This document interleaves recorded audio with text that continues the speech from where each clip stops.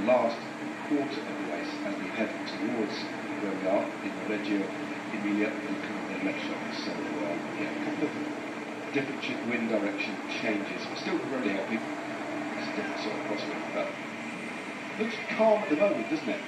But I do think we might see a little bit of colour order within the next 10 days. Yeah, that directional change will be the first directional change in this enormously long stage. Yeah, it's been so far it's been like a stage from the UAE Tour, except slightly greener on either side of the road. Less sand.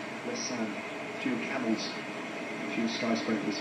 But that aside, Matt, we made this observation. I remember at the Giro d'Italia last year that it's a race that's very seldom affected by crosswind. Echelon's very seldom form at the Giro d'Italia, and then the duty did on that day when Remco Evenepoel was gapped on the gravel stage as Filippo Ganna ripped the race apart in crosswinds over the top of a plateau.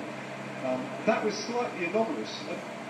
We kind of talking about, it's quite an interesting point, isn't it? One of the reasons why we were speculating last year, you don't often see it on the Giro d'Italia, despite the fact that this is a windy, very flat, very straight stage and the wind is perfectly aligned. One of the reasons it might not happen is that because the Classics campaign, the Classics season has just finished in Belgium, a lot of those riders who raced that hard programme for a month and a half there are resting now and will go to the Tour de France. And they are the riders in these World Tour teams who by and large thrive in crosswinds, know how to deal with them, know how to race them.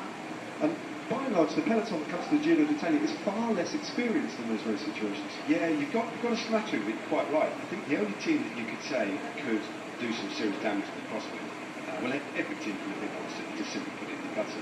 But the team that could be minded to, because they've got no overall aspirations at all, is Alpecin. Yeah, they've got, and to a degree, Quick Step Alpecin, they've got no